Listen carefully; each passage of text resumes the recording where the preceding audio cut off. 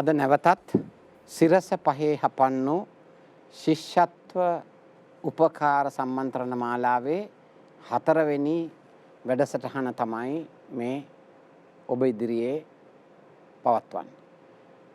මේකේ මුල විනාඩි 10ක් වගේ කාලයක් අපි පාවිච්චි කරන්නේ විෂය කරුණු ගැන කියන්න නෙමෙයි. මේ විභාගෙට දරුවෝ සූදානම් කරන්න. මොකද මම කලිනුත් කිව්වා වගේ කාලයක් ගෙදරට වෙලා ඉඳලා අලුතෙන් පාසල් ගියාම මාස 18කට විතර පස්සේ පරිසරය නුහුරුයි, අවිනිශ්චිතකම් බොහොමයක් තියෙනවා. සමහර දරුවන්ගේ ජීවිත වෙනස් වෙලා, ආච්චි සීයා සමහර විට අම්මා තාත්තා පවා ජීවිත අහිමි වෙලා මේ කොරෝනා වසංගතය ඇතුලේ අහිමි වීම, අලුත් වීම සහ වෙනස් වීම එක තමයි දරුවෝ පාසල් එන්නේ. සමහර දරුවන් මාර්ගගත අධ්‍යාපන ක්‍රමය ඇතුලේ වඩා හොඳින් වැඩ කරලා සමහර දරුවන්ට ඒ පහසුකම් විෂමතාවයන්ගේ අඩුපාඩු නිසා යම් පසුබෑමකට ලක් වෙලා. එතකොට මේ පන්තියට එන දරුවෝ විවිධ මට්ටම් වල ඉන්න දරුවෝ නිසා ඒ අයට යම් කිසි මානසික වශයෙන් ගැටලු ප්‍රශ්න තියෙන්න පුළුවන්. මේ தত্ত্বය දරුවොත් තේරුම් ගන්න ඕන, දෙමව්පියොත් තේරුම් ගන්න ඕන, ගුරුවරුනුත් තේරුම් ගන්න ඕන. එතකොට මේ පහේ ශිෂ්‍යත්වයට සූදානම් වීමේදී පවා සමහර දරුවන්ට තියෙන අවශ්‍යතාවයන් අනිත් දරුවන්ට වඩා වෙනස්. එතකොට එක විදිහේ තොප්පි හදලා ඔක්කොම දරුවන්ට දාන්න ගියොත් ඒ සමහර ඔළුව වලට ඒ තොප්පි ගැලපෙන්නේ නැහැ. දරුවනුත් මේක තේරුම් ගන්න ඕන. ඒක නිසා තමන් ඉස්සෙල්ලා තේරුම් ගන්න ඕන මේ විභාගයට සූදානම් වීමේදී තමන් හොඳට කල්පනා කරලා බලන්න ඕන මොන අංශවලද මට වැඩියෙන් වැඩ කරන්න ඕන. මොන අංශවලද මම වැඩියෙන් කියවන්න ඕන. ඒ වගේ සූදානම් වීමේදී දෙමෝපියත් එක්කත් සාකච්ඡා කරන්න. දෙමෝපියත් එක්කත් සාකච්ඡා කරන්න. ගුරුත් එක්කත් සාකච්ඡා කරන්න. යාළුවොත් එක්කත් සාකච්ඡා කරන්න.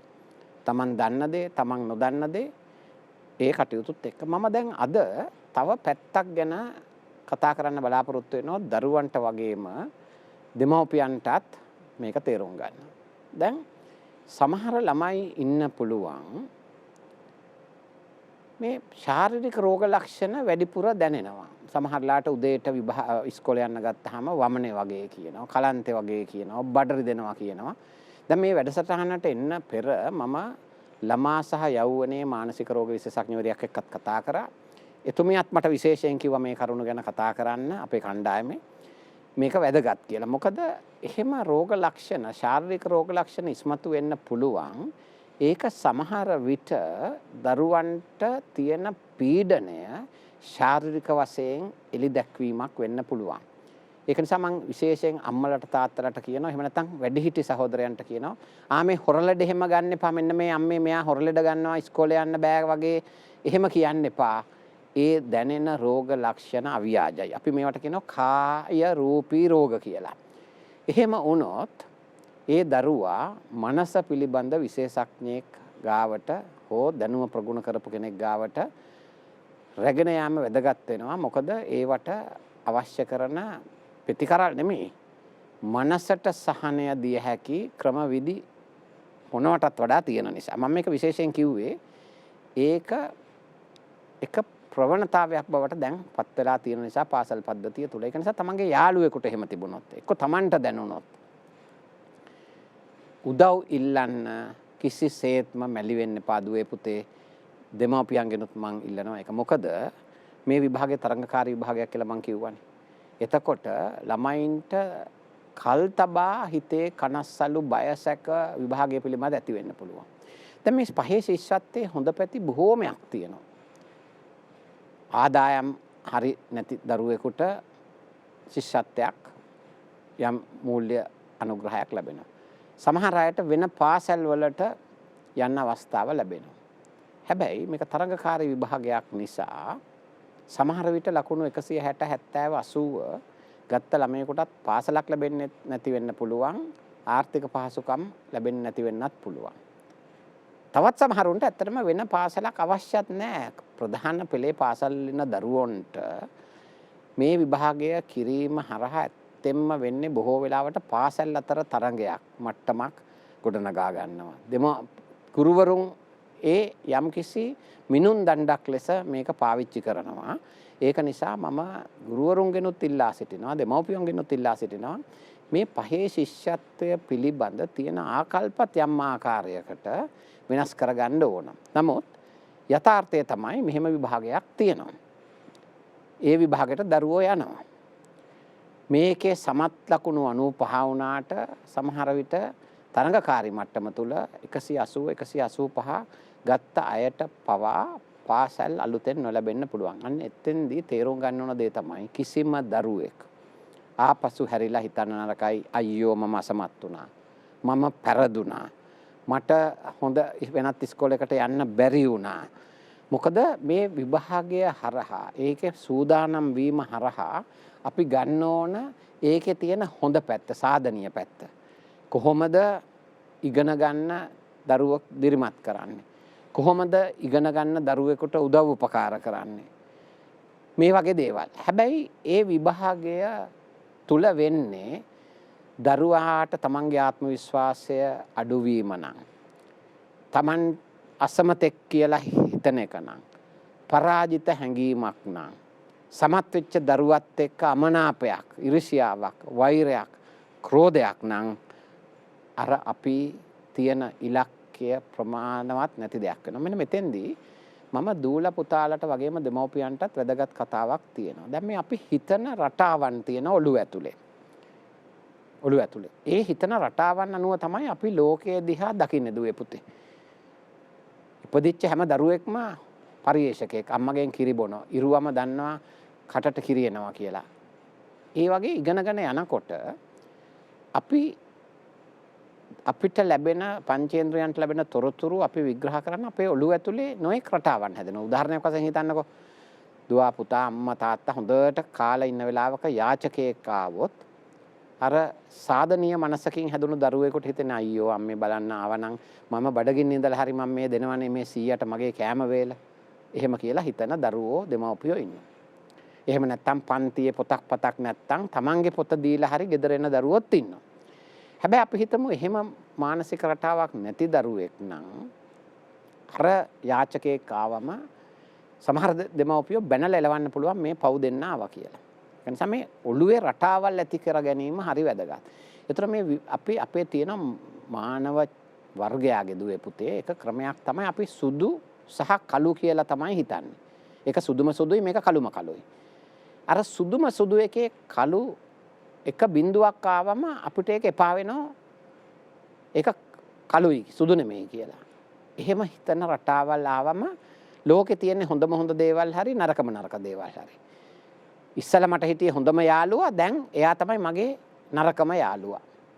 මම හොඳම හොඳ ළමයා මම දක්ෂයි දැන් මම නරකම නරක ළමයා. දෙමව්පියොත් එහෙම කියන නිසා මේ සුදු කළු රටාවට හිතන්න ගත්තාම තමයි මේ අගතිගාමී සිතුවිලි බලපානතර විභාගය පහේ ශිෂ්‍යත්වයේ හරහා අවසානයේදී හොඳ ලකුණුත් තරම් 150 60 70 80 ලකුණුත් අරන් Tamanට ඇති වෙන්නේ අර සුදු කළු රටාව අනුව අයියෝ මට බැරි වුණා මම පෙරදුනා මං ආයෙත් කවදාකවත් විභාගයක් කරන්නේ මට නම් ඉස්කෝලේ යන්න බෑ මට මේවා කරලා වැඩක් නෑ මට නම් කිසිම අනාගතයක් නෑ මම මොකක් හරි වෙන දෙයක් කරනවා වගේ එහෙම දෙයක් වුණොත් අර මේ පහේ ශිෂ්‍යත්වයේ හොඳ ඉලක්ක බලාපොරොත්තු අහිමි වෙනවා. ඒක නිසා දරුවෝ සූදානම් කරන්න ඕන අභියෝග වලට මුහුණ දෙන්න. පහේ ශිෂ්‍යත්වය කියන්නේ අභියෝගයක්. ඒ ජීවන අභියෝගයට මුහුණ දෙන්න අවශ්‍ය කරන දැනුම ලබාගමු. ලැබෙන ප්‍රතිඵලය කුමක් වුණත් ඒ ලැබෙන ප්‍රතිඵලයට ධෛර්යමත්ව මුහුණ දෙන්න දුවාට පුතාට ශක්තිය ධෛර්යය ලැබෙන්න කියලා මම ප්‍රාර්ථනා කරනවා. වෙනදා වගේම මම දැන් මේ වැඩසටහන බාර දෙනවා ඔබලට විශේෂ කරුණු ගැන කියලා දෙන ගුරුතුමන්ට ගුරුතුමියන්ට ඉදිරි පැය ඉතුරු කාලේ ඔබ සියලු දෙනාටම ධෛර්යවන්ත දවසක් සතියක් මාසයක් වේවා කියලා මම ප්‍රාර්ථනා කරනවා.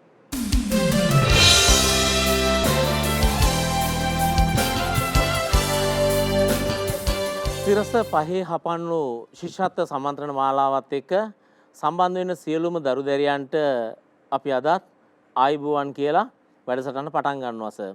ඉතින් අද විශේෂත්වයක් තියෙනවා. අපේ දරු දැරියොත් එක්ක අපි වෙනදා අපි කතා කරන්නේ බහුවාර ප්‍රශ්න පිළිබඳව කතා කරමින් ගියා. අද චුට්ටක් වෙනස් කරලා තිනවා. මේ වෙලාවේ අපේ දරුවන්ට සිද්ධ වෙනවා පොඩි අභ්‍යාස පොතක් අතට අරගෙන පැන්සල පෑන ලං කරගෙන අපිත් එක්ක මේ සාකච්ඡාවත් එක්ක කතා කරද්දී උත්තර යාලට ලියන්න වෙනවා නේද සර්? ඔව්. අපි මෙතෙක් කල් කරේ ප්‍රශ්න වලට අපි දෙගොල්ලෝ මේකට ලියන්න ගියකනේ කරේ. මේක ඕගොල්ලන්ට පුළුවන් මෙතෙන්දි ඉතා වැදගත් කාරණයක් තමයි අර අපි මුලදී කිව්වා වාගේම ඔබ උගත් කරුණු අය නැවත මතක් කර දීමක්. ඒ වගේම තමයි ඔබට ඒ මතක් කර දීමක් එක්ක ඔබ පෑනක් සහ පොතක් අරන් මේ කරුණු නැවත ලියනවා නම් මං හිතන්නේ තවත් ඊටත් වැඩිය මං හිතන්නේ ඔබට අවධාරණය කරගන්න පුළුවන් වේවි කියලා අපි විශ්වාසයක් තියෙනවා. අනිත් එක සර් අපේ දරුවන්ට දෙවැනි ප්‍රශ්න පත්‍රයේදී මේ දරුවන්ට සිද්ධ වෙනවා මේ විදිහට නිවැරදි උත්තරේ මොකක්ද කියන කාරණේ හොයාගෙන මේක සටහන් කරන්න. තමන්ගේ අත්අකුරෙන්ම නේද? මේ විභාගයේ දිනන්න තමන්ගේ අත්අකුර කියන කාරණේ තාම වැදගත් වෙනවා. ඉතින් ඒ නිසා දෙවන ප්‍රශ්න පත්‍රයේ බොහෝ වෙලාවට සර් අපි දෙවන ප්‍රශ්න පත්‍රයේ සාකච්ඡා කරනකොට අපිට දෙන්නේ කොහෙන් හරි උපුටාගත්ත ඡේදයක් ගන්න පුළුවන්. සමහරට ලස්සන කවි පන්තියක්, ජනප්‍රිය ගීතයක්. දැන් අපි මීට කලින් දවස්වලදී අපි ඔබත් එක්ක සාකච්ඡා කරපු ඔබ අහපු අපෙන් අපි සම්බන්ධ කරලා දුන්න සමහරවිට ඔබ පන්ති කාමරයේදී ගුරුවරියත් එක්ක අහපු සමහර ගීත කණ්ඩ මේ වෙලාවේ අපිට උපුටාගෙන දෙන්න පුළුවන්. දීලා ඒ ඔස්සේ ඔබෙන් ප්‍රශ්න අහන්න පුළුවන්. හැබැයි විශේෂත්වයක් තියෙනවා දරුවනේ.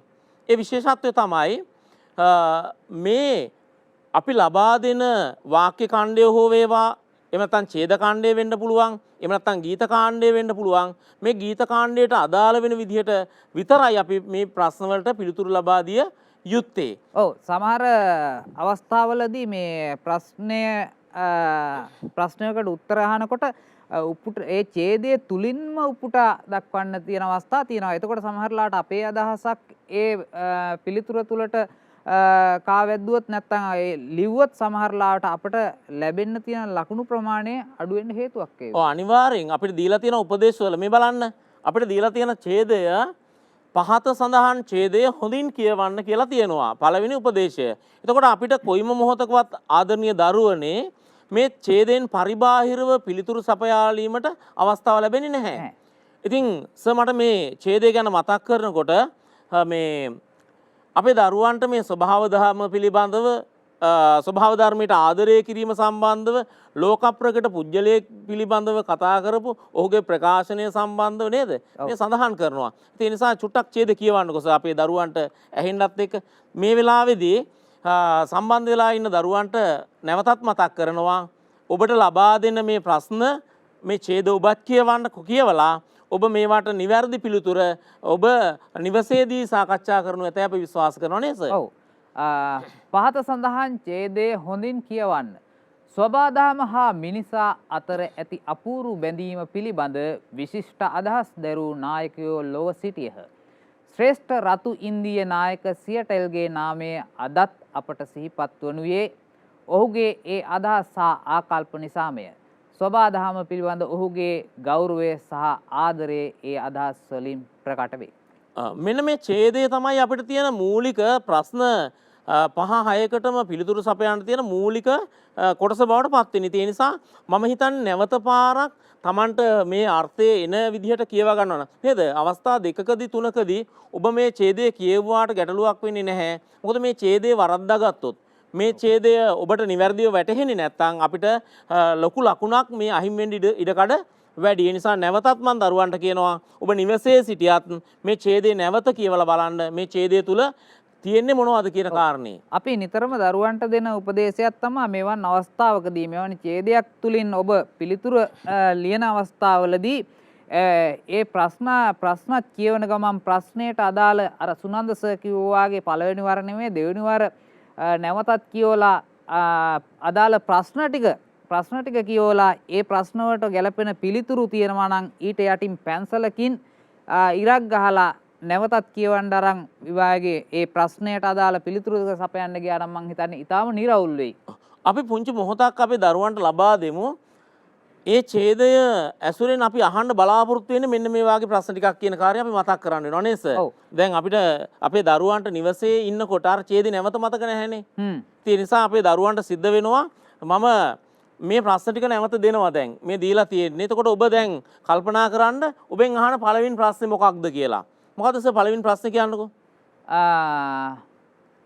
අසා ඇති ප්‍රශ්නවලට පිළිතුරු ඡේදයේ ඇසුරෙන්ම තෝරා දී ඇති තිත්තිරි මත ලියන්නේ. ඔව් ඡේදයේ ඇසුරෙන් විතරයි. ඔව්. තිත්තිරි මත ලියන්න තියෙන්නේ ඡේදයේ ඇසුරින්ම විතරයි. හරි. පළවෙනි ප්‍රශ්නේ තියෙනවා ඡේදයේ සඳහන් ආකාරයට අපූර්ව බැඳීමක් ඇත්තේ කුමක් අතරද? නැවත පාරක් අපේ දරුවෝ ප්‍රශ්නේ කියවන්න. ඡේදයේ සඳහන් ආකාරයට අපූර්ව බැඳීමක් ඇත්තේ කුමක් අතරද? ඉතින් බලමු අප ආපහු ඡේදයට ගිහින් බලමු. බලන්න නැවත කියවලා බලන්න. මේ අපූර්ව බැඳීම තියෙන්නේ මොකක් අතරද කියලා. එතරම් තියෙනවා සුනන්ස සෝබා දහම සහ මිනිසා අතර ඇති අපූර්ව බැඳීම එතනම ඔව් පිළිතුර තියෙනවා. එහෙනම් පිළිතුර විදිහට අපිට ගන්න පුළුවන් සෝබා දහම හා මිනිසා අතර.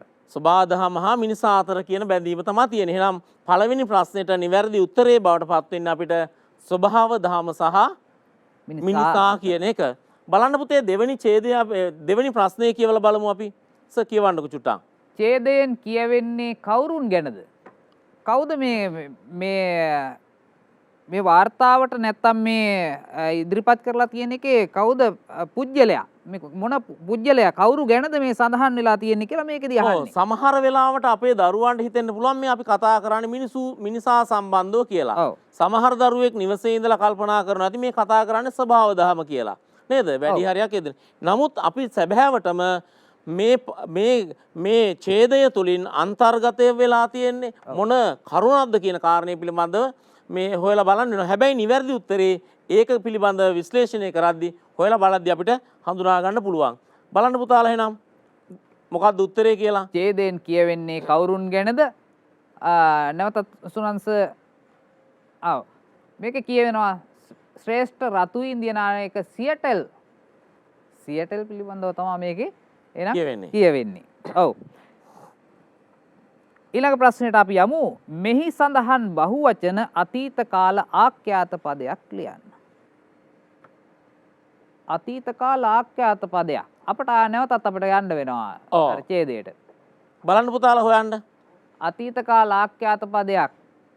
මෙතන තියෙනවා පැහැදිලිවම තියෙනවා විශිෂ්ට අදහස් දරූ නායකයෝ ලොව සිටියහ කියන එක අපිට පිළිතුරු විදිහට ඒකදී ඉදිරිපත් කරන්න පුළුවන්. ඒ කියන්නේ තුන්වෙනි ප්‍රශ්නයට නිවැරදි පිළිතුර සිටියහ කියන එක භාවිතා කරලා දෙන්න පුළුවන් නේද සර්? ඔව්. ස්වභාවික පරිසරය ඊළඟ ප්‍රශ්නයට යනවා නම් ස්වභාවික පරිසරය යන්නට සමාන පදයක් ඡේදයෙන් සොයා ලියන්න. මේක ඉතින් නේද? ගොඩක් ඊටාම පහසු ප්‍රශ්නයක්. ස්වභාවික පරිසරය යන්නට සමාන පදයක්. සෝබා දහම මේකේ තියෙනවානේ. ඔව් සෝබා දහම පිළිබඳ ඔහුගේ ගෞරවය සාදරයේ ඒ අදහස් තුලින් ප්‍රකට වේ. ඔව් සමාන පදයක්. අපේ ඡේදය ආරම්භ වෙන්නේ ස්වභාව දහම කියලා. ඉතින් ඒ නිසා නිවැරදි පිළිතුර අපිට ස්වභාව දහම කියලා මෙතන යොමු කරන්න පුළුවන් නේද? ඊළඟට අහලා තියෙනවා රකාරාංශයේ යෙදී ඇති අකුරක් ඡේදයෙන් තෝරා ලියන්න. මෙවුවා ගොඩක් දුරට දරුවෝ දන්නවා නේ. අපි මතක් කරලා රකාරාංශය දැන් අපි දන්නවා කාරය වෙනුවට නැතුව භාවිතා කරන යම් වචනයක් වේ නම් අපි ඒක රකාරාංශ වචනයක් විදිහට හඳුනනවා නේද? ඔව්. දැන් අපේ දරුවන්ට මෙතනදී කියනවා මේ බලන්න ප්‍රශ්නේ නැවතත් රකාරාංශ යෙදී ඇති අකුරක් ඡේදයෙන් ලියන්න තියෙන්නේ. අකුරක්. ඔව්. අපි එහෙනම් එතකොට සුනන්ස මෙතනදී වැරද්ද ගන්න පුළුවන් දරුවෝ සමහරලාට මේ වචනෙම ලියන්න පුළුවන්. අය අනිත් වගේ තේරෙම වචන ලිව්වේ නේද? සමහරට වාක්‍යයක් වෙන්න පුළුවන්, වචනයක් වෙන්න පුළුවන්. මේකේ අකුරක් විශේෂයෙන් සමහරලාට අවාසි සහගත වෙන්න පුළුවන් අපේ දරුවන්ට නේද? ඒ නිසා නිවැරදි උපදෙස් පිළිපැද්දේ නැහැ කියන කාරණේ පිළිබඳව නේද? ඒ නිසා අපේ දරුවෝ හොඳ අවධානයෙන්, හොඳ අවදියෙන් ඉන්නවා නම් අපේ දරුවෝ තීරණය කරනවා ශ්‍රේ කියන වචනේ නේද? ශ්‍රේෂ්ඨ කියන වචනේ තියෙන අකුර අපිට මෙතනින් පාවිච්චි කරන්න පුළුවන්. මේ තියෙන අපිට ප්‍රකාරාංශය යෙදිච්ච වචනය අපිට අදාළ අකුර තමයි මේ මෙතන සඳහන් වෙන්නේ. ඊළඟ ප්‍රශ්නට යනවා නම් ඒ ඡේදය ඇසුරෙන්මයි තියෙන්නේ සුනන්ස. ඡේදයට වඩාත්ම සුදුසු මාතෘකාව තෝරා යටින් ඉරක් අඳින්න. ඔන්න මාතෘකා තුනක් දීලා තියෙනවා. ඔව්. අපට තියෙන වඩා ගැළපෙන මාතෘකාව තෝරන්නයි තියෙන්නේ. මාතෘකාව තෝරා යටින් ඉරක් අඳින. අප අවට පරිසරය. හරි පරිසරය ගැන තමයි කියවෙන්නේ නේද? පරිසරයක් කියනවා. ඔව්. ඔව්. ශ්‍රේෂ්ඨ රතු ඉන්දියානු නායක සියටල්. ඔව්. තුන්වෙනි එක දෙනවා මිනිසුන්ගේ ආකල්ප හා අදහස්. නැවතත් ඕන අපි ඡේදය බලමු. සෝබාදහම හා මිනිසා අතර ඇති අපූර්ව වැඳීම් පිළිබඳ විශිෂ්ට අදහස් දරූ නායකයෝ ලොව සිටියහ. ශ්‍රේෂ්ඨ රතු ඉන්දියානු නායක සියටල්ගේ නාමය අදත් අපට සිහිපත් වනුයේ ඔහුගේ ඒ අදහස් සහ ආකල්ප නිසාමය. සෝබාදහම පිළිබඳ ඔහුගේ ගෞරවය සහ ආදරය ඒ අදහස් වලින් ප්‍රකට වේ. ඔහු ස්වභාව ධර්මයට කොයිතරම් ලැබිද කියන කාරණේ පිළිබඳව මෙතන කතා වෙලා තියෙනවා. ඔව්. හැබැයි අපිට මේ ප්‍රශ්නයට අදාළව බලනකොට මේ ඡේදයට දිය හැකි ඊටාම සුදුසුම මාතෘකාව විදිහට අපිට හඳුනා ගන්න පුළුවන් වෙන්නේ ශ්‍රේෂ්ඨ රතු ඉන්දියානු නායක සියටල් කියන මාතෘකාව තමයි යෝග්‍ය මාතෘකාව විදිහට අපිට ඔබට යෝජනා කරන්න පුළුවන්කම තියෙන්නේ. ඔව්. සුරන්ස අපි ඊළඟ ප්‍රශ්නයට යමුනේ. ඔව්. පහත දී ඇති තේරවිලි තෝරා එහි පිළිතුර හිස් තැන මත ලියන්න. අපිට සර් මේ මෙතන තියෙන වැඩේ තමයි සාමාන්‍ය අපි කතා කරනකොට අපේ දරුවෝ දන්නවා තුන් තේරවිලි ගැන අපේ පාඩම් වලදී කතා වෙනවා නේද? ඔව්. ඊට පස්සේ පද පෙරලි පිළිබඳව කතා වෙනවා. කියන තේරවිලි වලට අපි පුදුමාකාර ඒ කියන්නේ සමහර වෙලාවට සමහර දරුවෝ Taman මේ කියන්නේ අර තමන්ගේ අනිත් කණ්ඩායම් එක්ක මේ තේරවිලි වලින් යම් යම් ක්‍රීඩා කරන අවස්ථාත් අපි දැකලා තියෙනවා සමහරලාට නේද? මේ පද පිරිලි ඇසුරෙන් ලස්සන ගීතත් ලියවිලා තියෙනවා. ඔව් චුට්ටක් අපි කියමුකෝ බලන්න. මේ සොන්ස මේ අග්නිදාහය කියන චිත්‍රපටය මට මතකයි. ඔව් හැබැයි මෙහෙම පුංචි මතකයක් තියාගන්න මේ මතක් කළාට මේක අපේ විෂය නිර්දේශය තුල සඳහන් වුණේ නැහැ. නමුත් අපේ දරුවන්ට මේක අපි දිය යුතුයි නේද? ඔව්. අපේ දේශීය පද පිරිලි ඇසුරෙන් නිර්මාණය කරලා තියෙන අග්නිදාහය කියන චිත්‍රපටයේ ප්‍රේමසිරි කේමදාස මහත්මයා තමයි මේක සංගීතවත් කරලා තියෙන සමන්ත පෙරේරා ගයන්නේ. කන්නු ගොයියක් කන්දේලාලා පන්දලාලුයි කාරොයියක් කාන් හෙලා පාන හෙලුයි කයිගොන් මීයක් කාන හෙලා පාන හෙලුයි කල්ලෝ බයියක් කටවරලා කීම කිලුයි. හරිම ෂෝක් නේ. ඔව්. දේශීය පද පෙරලි ඇසුරෙන් ලස්සන ගීතයක් නිර්මාණය කරලා තියෙනවා. දැන් එතකොට මේ තේරවිල්ල සම්බන්ධව අපේ දරුවෝ දන්නවා දැන් මේ තේරවිලි ගොහරු වේල්ල. ගොහරු වේල්ල. ඔව්. ගොහරු කියපු ගමන් අපට එනවා අනේ ගන්නේ. මඩ කියලා ගන්න පුළුවන්. මඩ. ඒ කියන්නේ ගොහරු කියන වචනේ යටින් චුට්ටක් අපි ලියා ගන්නවා මඩ කියලා නේද? ඔව්. වේල්ල. වේල්ල කිව්වම කන්ද කණ්ඩිය. ඔව්. එතකොට අපිට මං එහෙනම් වේල්ල කියන තැනින් උඩින් ලියා ගන්නවා මොකද්ද? කණ්ඩිය. කණ්ඩිය. ඔව්. එතකොට කොහමද ආවේ? මඩ කණ්ඩිය කඩ මණ්ඩිය. ඔය විසඳුනේ නේද? අන්න පද පෙරලි හැදුනා නේද? ඔව් හැදුනා. බලමු ඊළඟ එක ඔබට මං හිතන්නේ දරුවනේ ඔබට පුළුවන් වෙයි මේක ඒ විදිහටම හදන්න. හෙන දල. ඔව්. හෙන. ඔව්. මොකද්ද සර් හෙන කියලා කියන්නේ? හෙන වලට සමාන පදයක් ගන්න බෑ. අකුණු. ඔව්. රයිට් හෙන අකුණු. දල. දල කිව්වහම අපිට ඔකට ගන්න පුළුවන් දල. දල දැන් ඇතාගේ දල කිව්වම නිකන් අත්වාගේ නිකන් නේ අපිට ගන්න පුළුවන් දත. ඔව්. දත. අකුණු දත. දැන් හෙන කියන්නේ අකුණු. දල කියන්නේ දත. අකුණු දත දකුණු අත. දැන් පද පෙරලිය හදාගත්තා අපි. දැන් මෙන්න මේ පද පෙරලිය මම හිතන්නේ ඇත්තටම හරි රසවත් කියලා කියන්නේ ඒකයි. සිංහල භාෂාව ඉගෙන ගන්නකොට දරුවන්ට මේ රසවත් භාවයේ විඳ ගන්න පුළුවන් නම් මම හිතන්නේ ඒ දරුවෝ ඒකට විශාල ඇල්මක් දක්වයි නේද සර්? ඔව්. හොඳයි. අපිට තියෙනවා ඊළඟට වාක්‍ය ඛණ්ඩයට අර්ථයෙන් සමාන තනි වචනය තිත් ඉර මත ලියන්න. තනි වචන කියන කාරණේ කතා කරනකොට පද කිහිපයක එකතුවක් එක වචනයකින් ලියා ගන්න පුළුවන් අවස්ථාවක් ලැබෙනවා නම් අපි සිංහල භාෂාවේ ඒව හඳුන්වනවා තනි පද කියලා නේද? සුරංශ දැන් ඔව් ගමෙහි වෙසෙනවා නම් අපිට කියන්න පුළුවන් ග්‍රාමීය කියලා කියන්න පුළුවන්. දැන් මේකේ නගරෙහි වෙසෙන් තියෙනවානේ. ඔව්. නගරෙහි වාසය කරන කිව්වහම පැහැදිලි ඉතින් නාගරික. පළවෙනි එක තියෙනවා තමන් ගැන පමණක් සිතා ක්‍රියා කරන බොහෝ මිනිසුන් ඉතින් පුළුවන් මේවා සමාජය දැකලා තියෙනවා දැකලා නේද? තියෙනවා. ඔව්. Taman ගැන පමණක් සිතනවා නම් එයාට කියනවා ආත්මාර්ථකාමී කියලා. වැඳුම් බිඳුම් කිරීමට සුදුසු. ඔව්. ඔව්. වන්දනීය කියලා කියන්න පුළුවන්. ඒකේ දීර්ඝ වාක්‍යයක් එක් වචනකින් සමහරලාවට ඒක ඉදිරිපත් කරන්න පුළුවන් විදිහක් තමයි මේක දෙන්නේ. ඔව්. ඔව්. ඉතින් දරුවනේ දැන් Taman ගැන පමණක් සිතා ක්‍රියා කරන අපි ආත්මාර්ථකාමී කියලා ලිව්වා නේද? ඔව්. අන්න තනිපදේ හදාගත්තා. නගරෙහි වාසය කරන කියන අර්ථයට අපි තනිපදේ විදිහට භාවිතා කරලා දුන්නා නාගරික කියලා නේද? ඔව්. ඊට පස්සේ වැඳුම් පිඳුම් කිරීමට සුදුසු කියන එක වන්දනීය කියලා අපි අපේ දරුවොත් එක්ක සාකච්ඡා කරා. හොඳයි අපේ දරුවනේ අපි යමු ඊළඟ ප්‍රශ්නය හොයාගෙන. පහත යෙදුම් වල අදහස පැහැදිලි කරන්න. ගොළුබෙලි ගමන කිව්වහම අපි ගොඩාක් දෙනෙක් දන්නවා ගොළුබෙලි ගමනෙන් කිව්වහම ඊතා සෙමින් නේද? ඊතා සෙමින් ගමන. ඊතා සෙමින් ගමන. එතකොට අදහස පැහැදිලි කරන්නයි තියෙන්නේ. තිත්තිරි මත ලිව්වා නම් ඇති. ඔව් සාමාන්‍යයෙන් ගොළුබෙල්ලා ගිය පාර ඔයාද දැකලා තියෙනවද? ඔව්. අපිට සමහර වෙලාවට උදේට නේද? ඔව් අපිට පේනවා මේ අපි පරිසරයේ සමහරලාට ඇවිදිනකොට ගොළුබෙල්ලෝ ගිය ගමන කියලා අපි වැඩිහිටියෝ අපිට පොඩි කාලේ අපිට කියලා තියෙනවා මේ ගොළුබෙල්ලෙක් ගිය ගමනක් කියලා. ඔව්. හරි. ඒ තරම් පාර පේනව නේද? පාර පේනවා. ඔව්. ඊට පස්සේ අපිට මේකට උත්තරේ විදිහට අපි දෙන්නේ මොකද්ද? ඊතා සෙමින් ඔව් ගමන කියලා අපිට හඳුනා ගන්න පුළුවන්. ඊළඟට අපේ ඊළඟ තරු පිරුළ පෙනුණා. තමයි යෙදුම තරු පෙනුණා. ඔව්. ගොඩක් දෙනෙක්ට වෙන්න පුළුවන් මේ ඒ කියන්නේ අනපේක්ෂිත ආකාරයේ විස්මයටපත් වීම තමයි අපි තරු පෙනුණා කියලා අපි හඳුනාගන්නේ. ඒ කියන්නේ අපි නොහිතන වෙලාවක නේද? අපිට යම් කරදරයකට ලක් වුණාම නේද? අපි තරු පෙනුණා කියලා අපි කතා කරලා අපි කියනවා නේද සර්? ඔව්.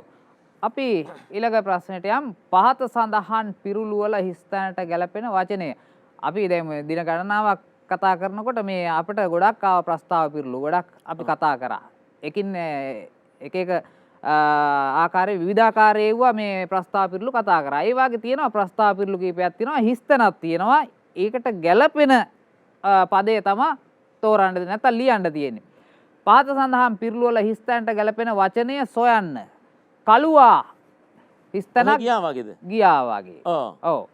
කළුවා ගියේ. ඔව්. මාරපණ ගියා වගේ. මම හිතන්නේ අපේ දරුවෝ දන්නෝ ඒ කතාව නේද? කතාවක් දන්නවනේ. ඔව් ගමරාල නේද? උගන්වනවා නේද ශිෂ්‍යත පන්තියේදී. ඔව්. මේ කතාව ලස්සනට ටීචර් කියලා දෙන්නේ නැති සමහර ලාවට. අපි ඊළඟට කියලා අපිට තියෙනවා ළිඳේ ඉන්න සමහර කට්ටිය කියනවා ගෙම්බ වගේ කියලා. සමහර අය මැඩියානේ. මැඩියා වගේ කියලා හඳුන්වනවා. ඒ නිසා ওই කෝක ලිව්වත් අපිට මේ පිරුළ නිවැරදි කියන කාර්යය අපි මතක් කරලා ඔබට දෙනවා. හොඳයි දරුවනේ දැන් සටහන් කරගන්න ඇති නේද? අපිත් එක්ක කතා කරපු දේවල් සමහරලාට ඔවුන් අපිට වැඩිය සමහරලාට ප්‍රස්තාව පිරුළු ගැන ලොකු දැනුමකින් දැන් ඇති.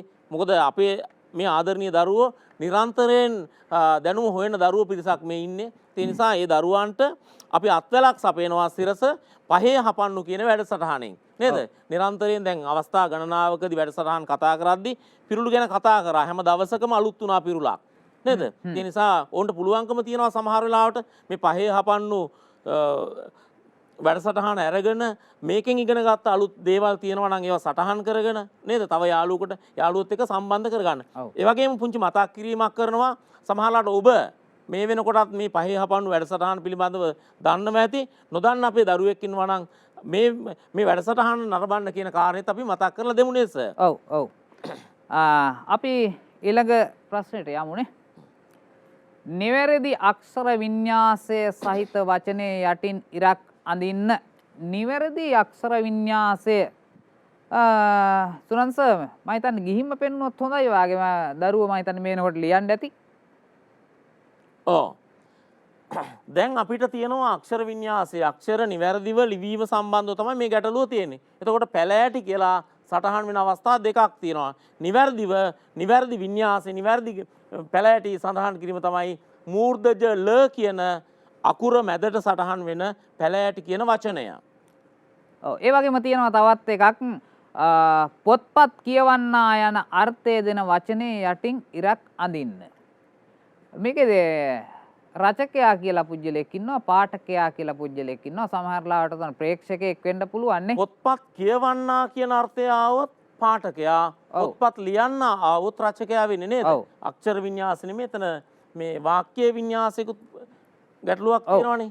ඔය ඇසුරෙම තියෙනවා මේ සුනන්ස මේ ශ්‍රාවකයා පාඨකයා මාධ්‍ය ගැන කතා කරනකොට දෘශ්‍ය මාධ්‍ය ශ්‍රව්‍ය මාධ්‍ය මොනවාද නේ ශ්‍රව්‍ය දෘශ්‍ය මාධ්‍ය මොනවාද මේ හා සම්බන්ධ ශිෂ්‍ය දරුවන්ට තියෙනවා. අපි මතක් කරන්න ඕනේ නැති මම හිතන්නේ ඉගෙනගෙන තියෙන හින්දා නේද? නෑ ඉදිරි පාඩම් වලදී අපි සාකච්ඡා කරනවා මේවා සම්බන්ධව. ඔව්. හොඳයි. ඉතින් දුවේ පුතේ ඊළඟට අපිට තියෙනවා යුගල පදය සම්පූර්ණ කරන්න. අපි දන්නවා යුගල පද කියලා කියන්නේ සමහරවල් නේද? හරකා බාන ගත්තාම නේද? ගොඩක් තියෙනවා නේද සර්? උටක් අපි යුගල පද ඕනනම් අපිට කතා කරන්න පුළුවන්. හැබැයි මෙතන දරුවනේ අහල පහල කියන යුගල පදේ පාවිච්චි කරලා මේ අහල කියලා තියෙනවා මේකට අනිත් යුගලයේ බවට පත් වෙන්නේ පහල කියන වචනය આવොත්. හැබැයි ඔබ මතක තබා ගත යුතු ප්‍රධාන දෙයක් තියෙනවා අහල පහල කියන වචනය සඳහන් කරද්දී ලියද්දී නිවැරදි අක්ෂරයේ බවට පත් වෙන්නේ මූර්ධජ ලයන්න නෙවෙයි අපි දන්තද ලයන්න පාවිච්චි කිරීම කියන කාර්යය මතක තියාගන්න ඕනේ. ආදරණීය දුවේ පුතේ අපි ඊළඟ ප්‍රශ්නයට යමු. 8 වෙනි ප්‍රශ්නයේ විදිහට අපි ගත්තේ අපේ තියෙන්නේ දී ඇති සංඛ්‍යා ආරෝහණ පටිපාටියට ලියන්න. ආරෝහණ සංඛ්‍යා කියන්නේ සුනන්ස දැන් සංඛ්‍යාවලදී නම් ආරෝහණ කියලා කියන්නේ පහළ සංඛ්‍යාවේ සිට ක්‍රමයෙන් ඉහළ දක්වා වැඩි වෙනුනේ. වැඩිවීමක්. සමාත් චූටි කාරණයක් මතක් කරන්න උතන මමත් දැන් අපිට අක්ෂර වින්‍යාසය සම්බන්ධ අක්ෂර හෝඩිය තියෙනවනේ අපිට. මේ හෝඩිය සම්බන්ධව කතා කරනකොටත් අපිට දරුවන්ට ආරෝහණ පිළිවෙලට කොයි වචන දාවි කියන කාර්ය සම්බන්ධ ප්‍රශ්න අහනවා නේද? එතකොට අපි ගණිතයේදී සහ සිංහලවලදී විතරද මේ ආරෝහණ ගැන කතා වෙන්නේ? ආරෝහණ ගැන. නෑ අපි මේ අර විෂය නිර්දේශය තුල තියෙනවා ස්වර සප්තකයේ තියෙනවා. ස්වර සප්තකයේ. ස්වර සප්තකයේ තියෙනවා ආරෝහණ සහ අවරෝහණ කියලා. ඒකේ සංගීතයේදී නම් මේ ආරෝහණ අවරෝහණ කියලා කියන්නේ පහළ ස්වරයේ සිට නැත්තම් පහළ හඬේ ඉඳන් ඉහළ ස්වරය දක්වා ආරෝහණ කියනවා. ඉහළ සිට පහළට අවරෝහණ කියලා කියනවා. ගණිතයේදී ඒක වෙනස් වෙනවා ටිකක්. ගණිතයේදී වෙන්නේ අඩු සංඛ්‍යාවේ සිට වැඩි සංඛ්‍යාව දක්වා. අර්ථය එකයි. අර්ථය එකයි. ඔව්. දැන් ගොඩක් දුරට මේ එක අවුරුද්දක අහලා තිබ්බා මෙහෙම ප්‍රශ්නයක් ස්වර සප්තකයේ ඇසුරෙන් අහලා තිබ්බා. නිවැරදි ස්වර සප්තකයේ වනුයේ කියලා මේ සුනන්ද සර් මෙහෙම ලියලා තිබ්බා. සා රි ගා මා පා දා නි සා. නිවැරදි ස්වර සප්තකයේ වනුයේ කියලා මේ ටික ලියලා තිබ්බා. සුනන්ද සර් ගණන් කරලා බලන්නකො මෙතන සප්තකය කියන්නේ 7ක්නේ. දැන් මෙතන සප්තකයක්ද තියෙන්නේ? මෙතන කෙලින්ම 1 2 3 4 5 6 7යි 8ක් තියෙනවනේ. එතකොට මේකට ස්වර සප්තකය කියන්නේ මේකට කියන්නේ ස්වර අෂ්ටකය කියලා. ස්වර 8ක් තියෙන නිසා ස්වර අෂ්ටකය කියනවා. මේ ස්වරය ඉවත් වූ විට තමයි ඒකට ස්වර සප්තකය කියලා කියන්නේ. එහෙනම් සාරි ගා මා පා දා නි කියන ටික විතරයි ස්වර සප්තකය කියලා කියන්නේ. එහෙනම් ගොඩාක් දරුවන් මේකට උත්තරේ දීලා තිබ්බේ මෙන්න මේ උච්ච සාත් එක්ක තියෙනකොට මේ ස්වර 8ට තමයි ස්වර සප්තකය කියලා සඳහන් කරලා තිබ්බේ. ඉතින් මේ ස්වර සප්තකය මේ පහළ සිට ක්‍රමයෙන් ඉහළට වැඩි වීමට කියනවා ආරෝහණ ක්‍රමය කියලා. ආරෝහණ. මෙහාට වැඩි වෙන. මේ ඉහළ සිට පහළට ක්‍රමයෙන් ගමන් කිරීම එකට කියනවා අවරෝහණය කියලා. ඒ වගේ සංඛ්‍යා රටාවක් තියෙන්නේ නේද? ඔව්. බලමු එහෙනම් සංඛ්‍යා රටාව අපි. දී ඇති සංඛ්‍යා රටාව ආරෝහණ පටිපාටියට ලියන්න. ඒ කියන්නේ වැඩි සංඛ්‍යාවේ සිට අඩු සංඛ්‍යාව දක්වා ලියන්නයි තියෙන්නේ. පළවෙනිම අඩු සංඛ්‍යාව තියෙන්නේ 2560. එහෙනම් පළවෙනි ආරෝහණයට ලියද්දි පළවෙනි එක 2560 ලිවිය යුතුයි. ඊළඟට වැඩි වෙන සංඛ්‍යාව තමයි 2605. ඊළඟට තුන්වෙනුව 2506. ඊට පස්සේ අවසානය වෙන්න ඕනේ 3650. අවරෝහණ ක්‍රමයට ලියන්න කිව්වා නම් වැඩි සංඛ්‍යාවේ සිට අඩු සංඛ්‍යාව දක්වා ලිවිය යුතු වෙනවා. හරි. ඊළඟ ප්‍රශ්නෙට අපි යමු. එහෙනම් සුනන්ස? දී ඇති සංඛ්‍යා රටාවල හිස් තැනට සුදුසු සංඛ්‍යාව ලියන්න. දැන් මේ වාගේ නේද? මේ රටාව හඳුනා ගැනීමේ ගැටලුවක් අපේ දරුවන්ට නිරන්තරයෙන් ලැබෙනවානේ. ඒ කියන්නේ ගණිත කර්ම පිළිබඳ අවබෝධයක් තියෙනකොට අපේ දරුවෝ මේ පිළිබඳව ඉතාම මේ හරිම මේ වේගවත් සමහර දරුවෝ. ඔව්. නේද? හැබැයි මෙහෙමත් එකක් තියෙනවා සුනන්ස. දැන් 2 4 6 8 කියන දැන් ශිෂ්‍යත්ව ළමයෙක්ගෙන් එවැනි මේ ප්‍රශ්නයක් අහන්න නැතුව ඊට වැඩිය ටිකක් සංකීර්ණ වේ සමහර ලාවට. ඒ වගේ තමයි මේකත්. බලන්න මේ ප්‍රශ්න දෙකම හැදිලා තියෙන විදිය කොහොමද කියලා. ඔව්. ප්‍රශ්නය ඉලක්කන් මත නෙමේ මේ දරුවාට සංකීර්ණ වෙන්නේ. දැන් දරුවාට මේක සංකීර්ණ වෙනවා රටාව හඳුනා ගන්න බැරි වුණොත්. ඔව්. නේද සර්? එතකොට අපිට පේනවා 24 32 40 48. එතකොට දරුවාට පුළුවන්කම තියෙන්න ඕන මේ නේද මේ සංඛ්‍යා දෙකක් අතර පරතරය පිළිබඳ යම් අවබෝධයක් තියාගන්න පුළුවන් නම් අපි හොයලා බලමුකෝ 24යි 32යි අතර පරතරය මට පේනවා 8ක් තියෙනවා කියලා නේද මේක රටාවක් බවට පත් වෙන්න නම් සර් අපිට පුළුවන්කම තියෙන්න ඕනේ 32 සහ 44ත් ඒ පරතරය 8ක්ම බවට පත් වෙන්න ඕනේ එහෙම සර් තියෙන්නේ ගාන හරියද 32යි 40යි අතර 8යි 40 සහ 48 අතරත් පරතරය 8යි එහෙනම් මේ හැම එකක්ම අංක මේ ඉලක්කම් දෙකක් අතර පරතරය 8 බවට පත් වෙලා තියෙනවා. ඔව්. එහෙනම් දුවේ පුතේ ඔබට සිද්ධ වෙනවා 48ට තව 8ක් එකතු කරලා බලන්න. ඔව්. 48ට 8ක් එකතු කරනකොට ඔබට නිවැරදි පිළිතුර එනවා කීයක්ද? උත්තරේ 56ක් එනවා. ඒ නිසා දැන් මේ රටාව හඳුනා ගැනීම හරිම පහසුයි නේද? ඔව්. නේද? චුට්ටක් මේ මම හිතන්නේ ක්‍රියාකාරීව බලන්න වෙනවා දැන් මේ රටාවල ස්වභාවය සමහර නේද? සමහරවිට දැන් මේක ආරෝහණ පිළිවෙලට වැඩිවීමක් තියෙන්නේ. ඔව්. සමහර සංඛ්‍යා රටා දුවේ පුතේ අපිට එනවා අවරෝහණ පිළිවෙලටත්.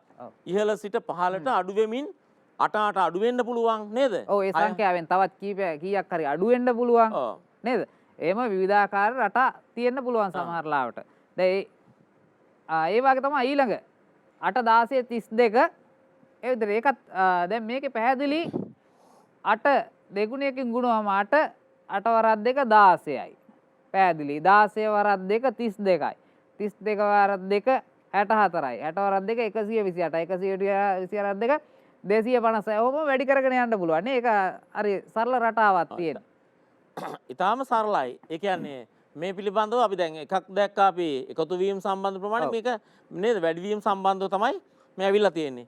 හොඳයි දුවේ පුතේ අපි ඔන්න නැවතත් යනවා අපේ දරුවෝ නිරන්තරයෙන් ආසාවෙන් බලාගෙන ඉන්න නේද?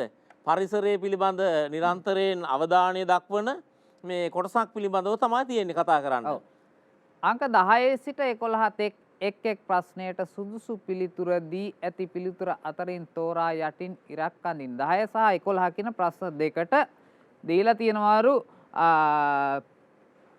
උපදෙස් දීලා තියෙනවා. ඒවට අදාළ පිළිතුරු ලියන්න තමයි තියෙන්නේ. ඒකදේශික ශාක පමණක් අඩංගු පිළිතුර කුමක්ද? දැන් ඒකදේශික ශාක කියලා කිව්වහම මේක අපි කතා කරනකොට පුතේ මේ දුවේ අපිට සිද්ධ වෙනවා එක ප්‍රදේශයකට පමණක් ආවේනික එක වෙනත් ප්‍රදේශයක තියෙන්නේ නැහැ නේද? ඔව්. එතකොට දැන් ඒකදේශික ශාක විදියට අපි හඳුනා ගන්න කොටාසයක් ඉන්නවා. ඒ වගේම ඒකදේශික සත්තු අපි හඳුනාගෙන තියෙනවා. ඒ නිසා දැන් මේ පාඩම මේ කොටස අපේ දරුවන්ට ගොඩක් අමාරු නැහැ. දැන් ඒ දරුවෝ දන්නවා මේ දුම්මල කියන්නේ කොයි වාගේ ශාකයක්ද? මාවේවැල් කියන්නේ කොහොම එකක්ද? බින් කොහොඹ කියලා කියන්නේ කොහොම එකක්ද කියලා. ඇත්තටම හරිම අභිමානයක් අපිට දැනෙනවා. මොකද මේ තියෙන බොහෝ දේවල් මේ තියෙන අපේ රටේ තියෙන හැම ගහක් කොළක්ම හැම සියල්ලම ඖෂධීය දේවල් බවට තමයි අපි හඳුනාගෙන තියෙන්නේ. ඉතින් ඒ නිසා දරුවනේ මේ ඒකදේශික ශාක පමණක් අඩංගු පිළිතුර විදිහට ගන්නකොට අඹ කියලා කියන්නේ ඒකදේශික නෙවෙයි නේද සර්? ඔව් නෙවෙයි. එතකොට මේ පැත්තට ගත්තාම රම්බුටාන්, අලිගැටපේර, අඹ ඒකදේශික නැහැ. අපේ රටේ තියෙනවා. හැබැයි වෙන රටවල් වලින් වෙන ප්‍රදේශ වලින් අපේ රටට ඇවිල්ලා තමයි මේවා සමහරවිට ව්‍යාප්තිලා තියෙන්නේ. එහෙම නැත්නම් තවත් රටවල් වල මේවා තියෙනවා. හැබැයි මේ අර සුරන්සෝවා කීප එක පොඩ්ඩක් වැඩිදුර මතක් කිරීමක් කරන්න ඕන. ඔබ කිව්වා වගේ අර දුම්බල මාවේවැල් බින් කොහොඹ ඒවා ඖෂධීය පැලෑටිනේ. ඔව්. ඒකදේශික ශාක ඖෂධීය පැලි. ඉතා වටිනා පැලෑටි වර්ග. එතකොට අපිට මේකේ උත්තරයේ විදිහට ගන්නත් පුළුවන් ඒ පිළිතුරනේ. දුම්මල මාවේවැල් බින් කොහොඹ. හරි. හොඳයි. ඊළඟට දරුවනේ ජලයෙන් සහ සුළඟින් හා සතුන් මගින් ව්‍යාප්ත වන බීජ පිළිවෙලින් ඇතුළත් පිළිතුර තෝරන්න. මම හිතන්නේ ඉදිරි කාලයේදී අපි දවසක මේ බීජ ඒ කියන්නේ ව්‍යාප්ත වීම පිළිබඳව වැඩි අවධානයකට ලක් කරමින් අපි පාඩම සංවිධානය කරන්න බලාපොරොත්තු වෙමු නේද? මොකද අපේ දරුවොත් එක්ක මම හිතන්නේ ඒක හරිම විනෝදජනක වැඩක්. ඔව්. දැන් අපි දන්නවනේ දැන් විවිධ ඒ කියන්නේ ශාකයන් මේ රට තුල ව්‍යාප්ත වීම එහෙම නැත්නම් කොහේ හෝ ප්‍රදේශයක ව්‍යාප්ත වීම සම්බන්ධව මේ බලපාන සාධක ටිකක් තියෙනවා. එක්කෝ ඒ සඳහා බලපාන සුළඟ වෙන්න පුළුවන්. එහෙම නැත්නම් සතුන් වෙන්න පුළුවන්. එහෙම නැත්නම් ජලය මගින් වෙන්න පුළුවන්. නේද? මෙන්න මේ දේවල් පිළිබඳව අපි අවධානයට ලක් කරමින් අපි දවසක ඉදිරි දවසක මේ දරුවොත් එක්ක මේ සාකච්ඡාව තව දුරටත් වැඩි කරගමු කියන යෝජනාව අපි තියෙනවා. මම හිතන්නේ අපේ දරුවොත් එක්ක ටිකක් කැමති වෙයි. අපි දරුවන්ට යෝජනා කරලා තියමු. ඔබත් දන්න තව කාරණා ටිකකුත් අපි එකතු කරගෙන අපිත් එක්ක සම්බන්ධ වෙන්න සූදානමින් ඉන්න කියලා. ඔව්.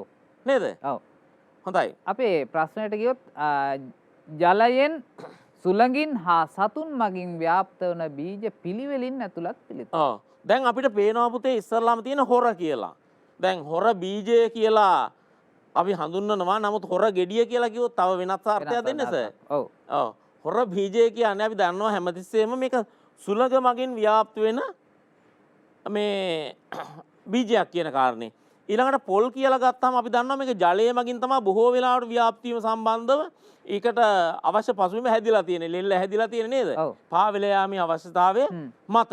හැබැයි ඉතින් දැන් දරුවොත් එක්ක සමහර දරුවන්ට හිතෙන්න පුළුවන් මේවා මේ ගෙවත්තේ හදලා තියෙන ඒවා සම්බන්ධ ගැටලුවක් වෙන්න පුළුවන්. නමුත් ස්වභාව ධර්මයේ දීලා තියෙනවා මේ ශාක වලට ව්‍යාප්ත වෙන ක්‍රමයක්. නේද? අපි දැකලා තියෙන හොර බීජය ඊටාම ලස්සනට ගහේ ඉඳලා වැටෙනකොට නේද? ඔව්. සුළඟ මගින් බොහොම ඈතට මේක යවනවා. ඊට පස්සේ දරුවනේ අඹ කියන ශාකය අපි දන්නවා පැලවෙනවා බොහෝ තැන්වලදී. නමුත් අපි ඒක දීලා තියෙන ඒක වටේට දීලා තියෙනවා රසවත් මස් ටිකක් දීලා තියෙනවා. මස් කියලා කියන්නේ අඹ නේද? මේක අරගෙන ගිහිල්ලා එක්ක වවුලෙක් වෙන්න පුළුවන්. එහෙම නැත්නම් වෙනස් සතෙක්. මේක තව තැනකට දැම්මහම මේක පැලවෙනවා. ඒ නිසා අපිට මේක පේන එක තමයි සුළඟ මගින් ජලය මගින් අපට සතුන් මගින්. එහෙනම් අපිට අර පිළිවෙල නැහැ මෙතනදී. ජලය මගින් සුළඟ මගින් සතුන් මගින් කියන පිළිවෙල තමයි අපි හොයන්න වෙන්නේ. ඔව්. නේද සර්? අපි ඊළඟ බීජ මේ වර්ණය පිළිබඳව ගන්නකොට කදුරු කියන ශාකයත් අපි බොහෝ වෙලාවට දකින්නේ ජලය මගින් ව්‍යාප්ත වෙන බීජයක්. ඊට පස්සේ හොර කියලා කියන්නේ සුළඟ මගින්. කජු කියලා කියන්නේ සතුන් මගින්. දැන් අපිට අන්න අපේ නිවැරදි පිළිතුර ඇවිල්ලා ඉවරයි දැන් මේ වෙලාවේදී. අපි බලමු තුන්වෙනි එකට යනකොට කදුරු කියලා කියන්නේ ජලය මගින්, අඹ කියලා කියන්නේ සතුන් මගින්, පොල් කියලා කියන්නේ ජලය මගින් ව්‍යාප්ත වෙන බීජ වර්ග විදිහට තමයි අපි හඳුනාගෙන තියෙන්නේ. බීජ වර්ග කිරීමේදී නේද මේ අපි ඉගෙන ගන්න මේ පාඩම. ඔව් ඔව්. දැන් දරුවෝ අපි දන්නවා නිවැරදි පිළිතුර තමයි අංක 2 කියන පිළිතුර. ඔව් බීජ ගැන කතා කරනකොට මේ සුනන්ස මේ මතක් කරන්න ඕන විශේෂයෙන් අපේ දේශීය වී වර්ගත් තියෙනවා. ඔව්. දේශීය වී වර්ග මේ අපේ ශිෂ්‍යත්ව ළමයින්ගේ පාඩම් වලට අදාළව තියෙනවා. රත්හැල් කියයි, සුවඳැල් කියයි, මම දැන් දරුවන්ගෙන් ඇහුවොත් කියයි ගොඩක් පච්ච පෙරුමාල් කියයි, තව කළු හීනටි කියයි නේද? මේ විවිධාකාර වූ බීජ වර්ග තියෙනවා. මේ මට මතක් වුණා ඒ කියනකොට මේ වී උපත ගැන කියවෙන ජන කවියක් මතක් වුණා. බොහොම හොඳයි. මම හිතන්නේ අපේ දරුවන්ට මේ දේවල් අපි කියලා දෙනවා. මේක තමයි අපි අධ්‍යාපනය කියලා බලාපොරොත්තු වෙන්නේ සර්. ඔව්. මේක විෂය නිර්දේශ අලුත් විෂය නිර්දේශයෙන් ඇතුළත් කරලා තියෙනවා මේ විදියට. බලන්න වී උපත ගැන කියවෙනවා. ආලංකාර කෙත සැදුවේ නරවර සායංජාත රත් එල්ගෙන ගොඩ කර සූදම් දිවිය පුර යක්මැනි හැමවාර ගෝයම් සැදුණු සැටි අසනුය විස්තර. හරි එහෙනම් අපි ඊළඟ ප්‍රශ්නට යමුනේ. ඔව් බොහොම හොඳයි.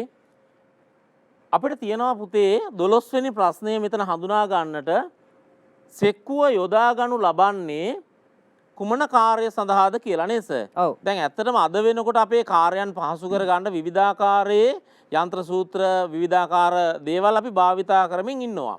ඔව්. නමුත් දැන් අතීතයේ අපේ ගැමියෝ අතීතයේ අපේ මිනිසුන් තමන්ගේ අවශ්‍යතාව වෙනුවෙන් විවිධාකාර උපකරණ තනාගෙන හිටියා නේද සර්? ඔව්. ඒ කියන්නේ දැන් අද දවසේ අපි කාබනික ගොවිපොළවල් සම්බන්ධව කාබනික ගොවිතැන සම්බන්ධව කතා කරනවා.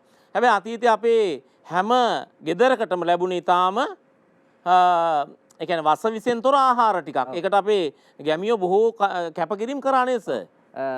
ඒක මතක් කරත් එක්කම අපි මේ අතීතයේදී මේ නැත්නම් මේ උපකරණ හා සම්බන්ධ කතා කරනකොට අර අපිට ඉතා වැදගත් වෙනවා විෂය නිර්දේශය තුල තියෙනවා කමත් භාෂාව නේද? අතීතයේදී භාවිතා කරපු එක් උපකරණ වලට කියන නම් ටික නේද? දැන් කර්මාන්තයේදී කර්මාන්තවලදී යොදාගත් නම් ටික ඉතා වැදගත් වෙනවා. අපි එක දවසක් අරන් ඒ හා සම්බන්ධ පුළුල්ල කතා කරමු. මේකෙදි අපි මේ ප්‍රශ්නයට අදාළ පිළිතුරු විතරක් අද දවසේදී සමහරලාට මේ අතීත උපකරණ අපේ ප්‍රදර්ශන භාණ්ඩ බවට පත්වලා විතරයි තියෙන්නේ නේද සර්? ඔව් ඔව්. ඇත්තටම මේ අතීතයේදී දැන් මොකක්ද ලාහ කියන එක අපි අද ප්‍රදර්ශනාගාරයක නැත්තම් කෞතුකාගාරයක දැක්කුම් මිසක් අපට දක්නට ලැබෙන්නේ නැහැ නේ. සේරුව, හුණ්ඩුව ඕවා දක්නට ලැබෙන්නේ නැහැ නේද? ඒ විතරක් නෙමෙයි ගොඩක් දේවල් ගත්තාම අපි දක්නට ලැබෙන්නේ දෙති ගොයි නේද? ඊට පස්සේ නගුල වියගහ මේවා උපකරණ අපට දක්නට ලැබෙන්නේ නැහැ සමහරලාට. හැබැයි ශිෂ්‍යත්ව විභාගෙට හැම දරුවෙක්ටම මේ උපකරණ ටික දක්නට ලැබෙනවා. එතකොට දරුවනේ සෙක්කුව යොදා ගනු ලබන්නේ ඇන ගැසීමටය, කළුගල් කැඩීමටය, තෙල් සිඳීමටය කියලා දාලා තියෙනවා බෙන්න උත්තර 3ක්. නේද? ඔව්.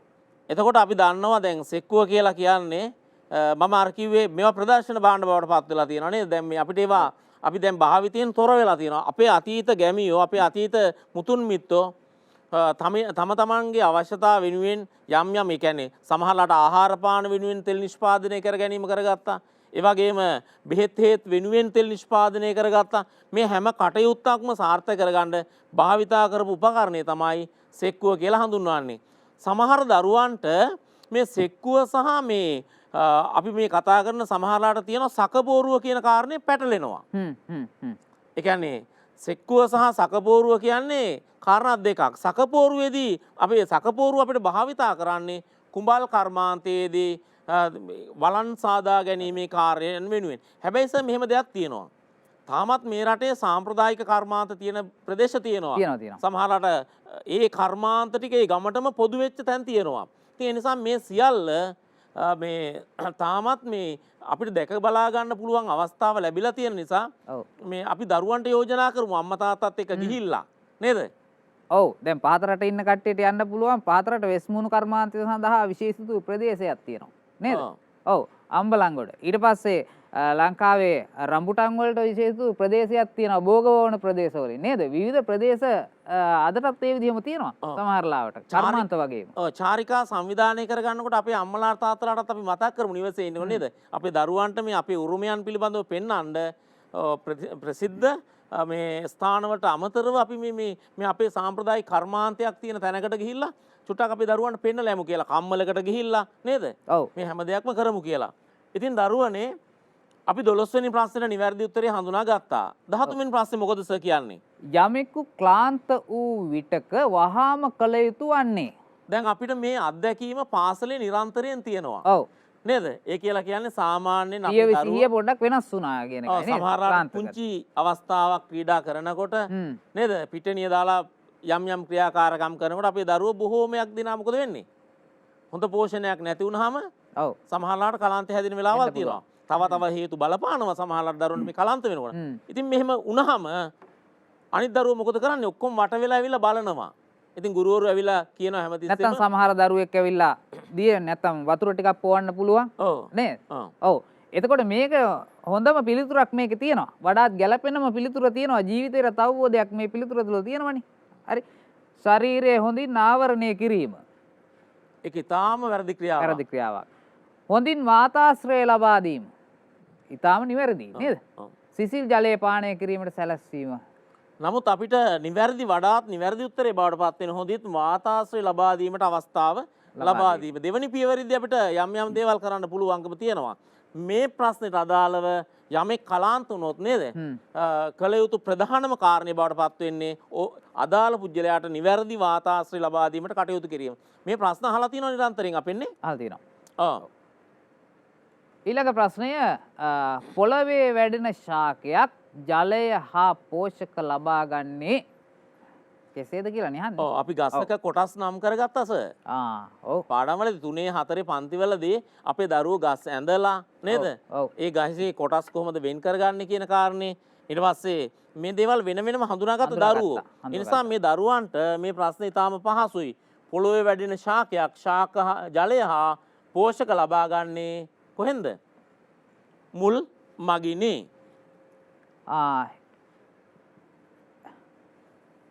දිය හොල්මන යනු එදානම් අතීතයේ කියන්නේ අපි පුංචි කාලේ අපි දැක්කා මේවා. දිය හොල්මන කියන එක අපි දැකලා තියෙනවා. සමහර දුෂ්කර ප්‍රදේශවල තවමත් මේ දිය හොල්මන දක්නට ලැබෙනවා. අදටත් ඔය මේ පාසල් අධ්‍යාපනය තුල ඉන්න ශිෂ්‍යත්ව දරුවෝ සමහරලාට දිය හොල්මන් හදපු අවස්ථා මම දැකලා තියෙනවා. පන්ති කාමරේදී අපි දිය හොල්මන අපේ දරුවොත් එක්ක හදනවා බොහෝ වෙලාවට නේද? ඔව් පන්ති කාමරේ හදනවා. සමහරලාට මේ ගමෙත් හදලා තියෙන අවස්ථා තියෙනවා මේවන්නේ. ඉතින් ලොකු අත්දැකීමක් ගන්න පුළුවන් නේද? මේක ප්‍රායෝගික ජීවිතේට ඉතා වැදගත් වෙන දේවල් නේ. ඒතකොට ශිෂ්‍යත්වය කියන්නේ කටපාඩම් කරලා ලියන දේකුත් නෙමෙයි නේ. සමාජ දැනුමනේ මෙතන තියෙන්නේ.